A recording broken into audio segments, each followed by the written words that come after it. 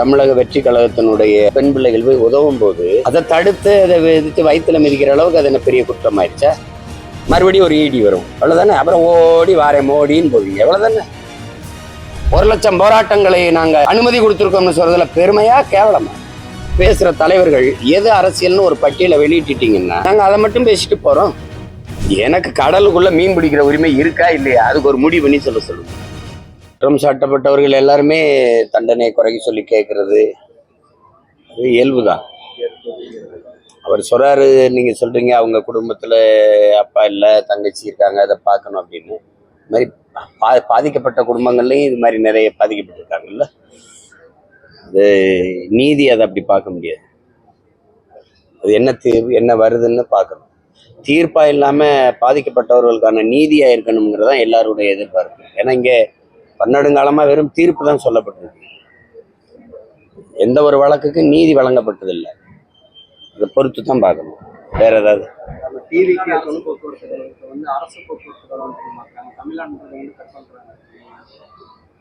அதை நாங்க தொடர்ச்சியா கேள்வி கேட்டுட்டு தான் இருக்கோம். அதுல என்ன இருக்கு? தமிழ்நாட்டு அரசு தானே அது, அதே எடுக்கணும். எந்த அரசு அது? அதான் எந்த அரசு? இப்போ தமிழ்நாடு அரசு தானே. தமிழ்நாடு அரசு போக்குவரத்து தானே, அப்படித்தானே இருந்துச்சு. அதே அரசு போக்குவரத்துன்னு மாத்தணும். அதுதான் அந்த தமிழ்நாடுன்னு சொல்றதுக்கு அவ்வளவு அவமானமா இருக்கு அவங்களுக்கு. அதுல என்ன இருக்கு? அந்த 3 எழுத்து, அது தமிழ்நாடு அரசு. அந்த தமிழ்நாடுன்னு சேர்க்கறதுல என்ன இருக்கு? அது எடுக்க கூடாது, எழுதணும்.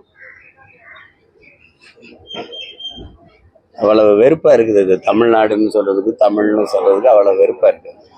அரசுனா எந்த அரசுன்னு எடுத்துக்கிறது? கேரளா அரசா, கர்நாடக அரசா?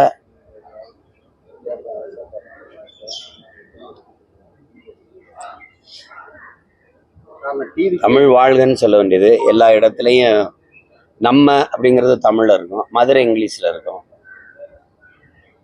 எங்க ஊர் ராமநாதத்துக்கு போகும்போது, ராமேஸ்வரத்துக்கு போகும்போது வெல்கம் டு ராம்நாடுன்னு. எங்க நாங்க இங்கிலாந்துக்குள்ள போறோமா? இல்லை, ராமநாதபுரம் மாவட்டம் உங்களை வரவேற்கிறதுன்னு சொல்ல வேண்டியதெல்லாம் இல்லை.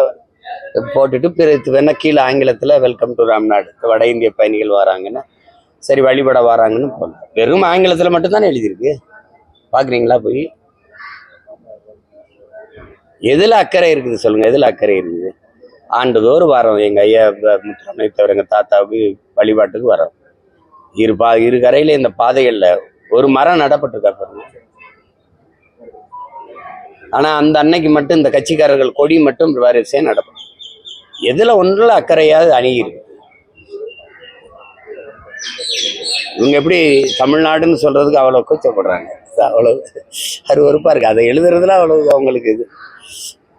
நீங்க என்ன தொண்டர்களை தாக்கப்பட்டதுக்கு அறிக்கை ஒன்று வெளியிட்டீங்க. இது அவங்க விபத்து நடந்ததை போய் அரசியல் செய்யறாங்க அப்படின்னு சொல்லி. எது விபத்து? தீ விபத்து நடந்தது அது விபத்து தான், யதார்த்தமான விபத்து. அதுல அரசியல் செய்யறாங்க, கீழ்த்தனமான அரசியல் செய்யறாங்க. இதெல்லாம்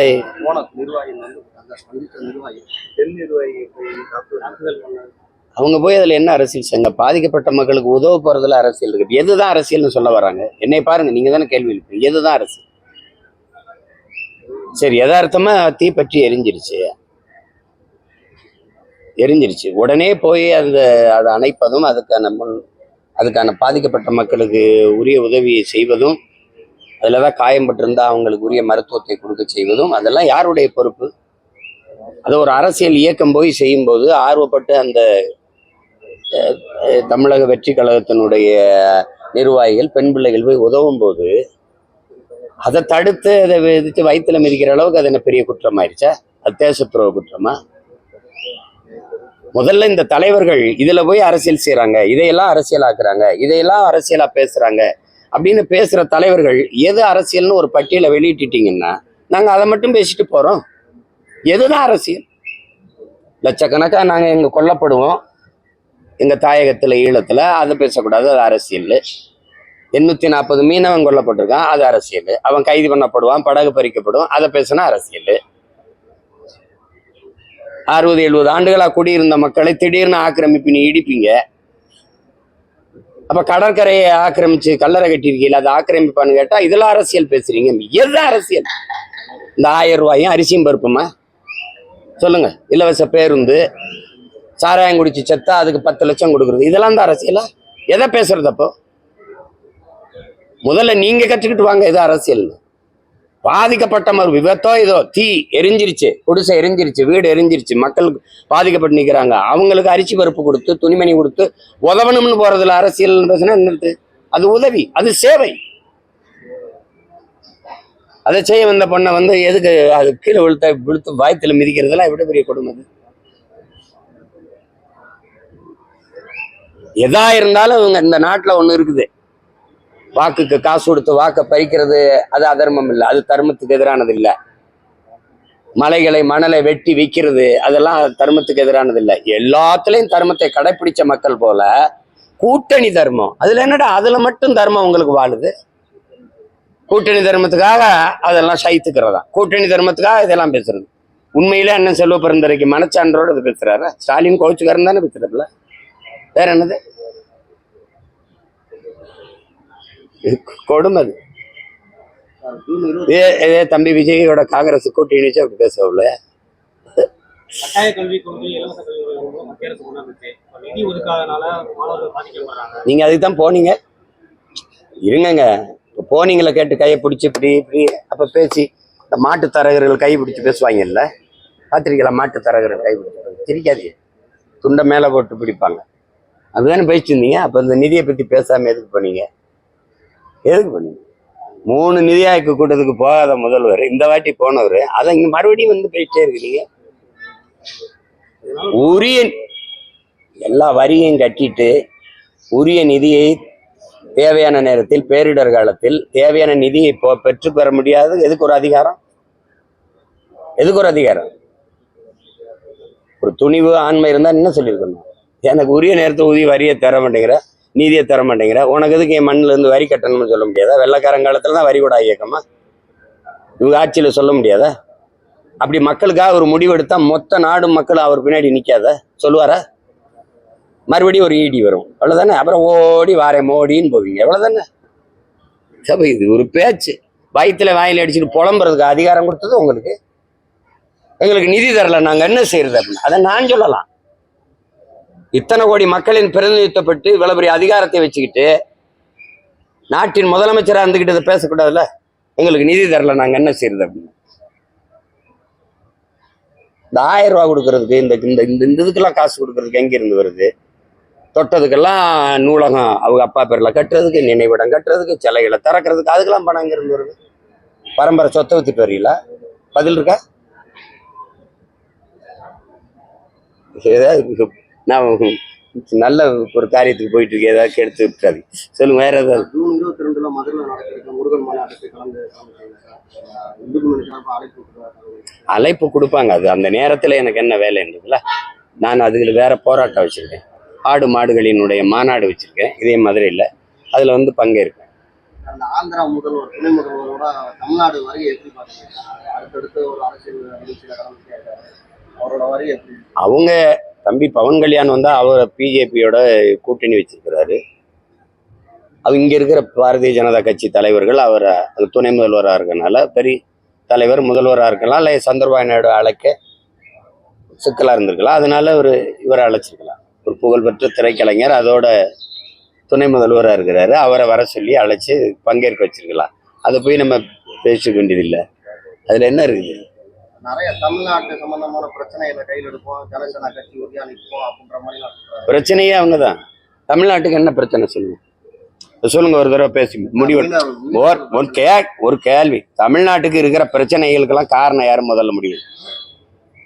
தினந்தோறும் பல ஆயிரக்கணக்கான பிரச்சனைகளை இந்த மாநிலத்தின் முதலமைச்சர் தம்பி என்னை கேளுங்க, சட்டசபைக்குள்ள 1 லட்சம் 3 ஆண்டுகள்ல 1 லட்சம் போராட்டங்களுக்கு அனுமதி கொடுத்துருக்குறோம்னு சொல்லியிருக்காரா இல்லையா?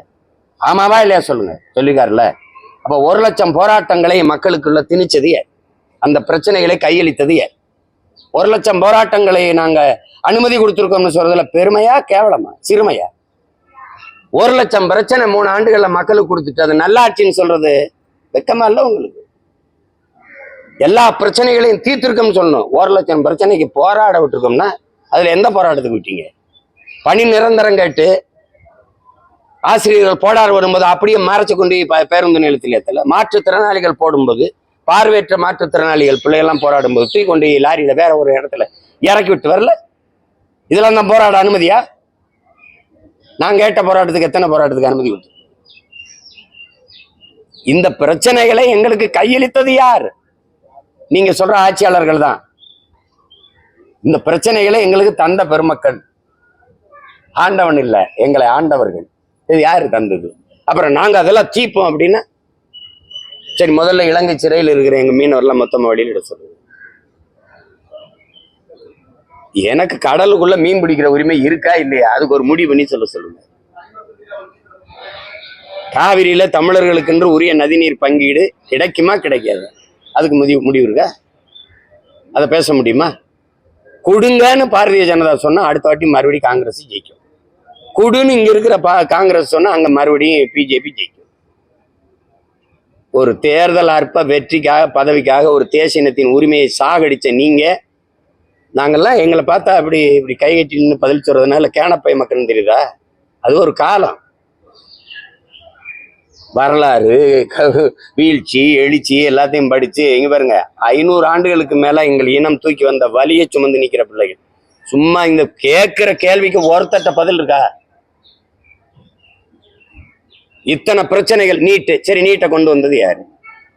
சரி, ஜிஎஸ்டி, இந்த வரியை கணக்கு சுமக்க முடியாத வரிச்சுமை எங்க மக்கள் மேல திணிச்சது யாரு?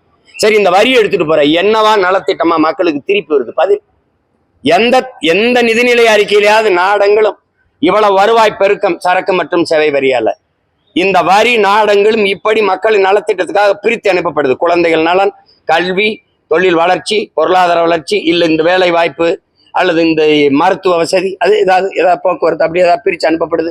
தடையற்ற மின்சார விநியோகம் அப்படி ஏதாவது இருக்கா? 156 லட்சம் 160 லட்சம் கோடிகளுக்கு மேல கடன். இங்கே ஒரு நல்லாட்சி கொடுத்த நாயகர் 10 லட்சம் கோடியை தொட போறாரு கடன். கடங்கார பைய நாட்டுல நான் ஒரு கடங்காரன், நீ ஒரு கடங்காரன். இதுல வளர்ச்சி, டெவலப்பு, நல்லாட்சி இதெல்லாம் என்ன இருக்கு? வெறும் சொல்லாட்சி மட்டும்தான். நல்லாட்சி எங்கிட்டு இருக்கு? உங்களால கேட்க முடிஞ்சா? நாட்டு பாதுகாப்புக்கு எல்லையில் நின்று போராடி செத்த ராணுவ வீரன் உடல் இந்த மண்ணுக்கு வரும்போது என்ன அந்த நாட்டு வீட்டுக்கு மத்திய மாநில அரசுகள் எவ்வளவு நிதி உதவி கொடுத்தது? கள்ளச்சாராயம் குடிச்சு செத்தவன் வீட்டுக்கு எவ்வளவு நிதி உதவி கொடுத்தது? நாங்கள் பிள்ளைகளை படிக்க வைப்போம், வீட்டுக்கு ஒருவருக்கு அரசு வேலை கொடுப்போம். இதெல்லாம் ராணுவ வீரன், நாட்டை பாதுகாக்க போற படை வீரன் செத்து வந்தவனுக்கு அவன் குடும்பத்துல இதெல்லாம் சொல்லல. 1 கோடி நிதி கொடுக்கும், மத்திய அரசு கொடுக்கும், மாநில அரசு கொடுக்கும், நிதி பாதுகாப்பை கொடுக்கும், வறுமையே சந்திக்காம விடும். நான் நாட்டுக்காக செத்தால் என் வீட்டை இந்த நாடு பார்க்குங்கிற நம்பிக்கை ஒரு ராணுவ வீரனுக்கு இந்த நாடு கொடுத்துருக்கா?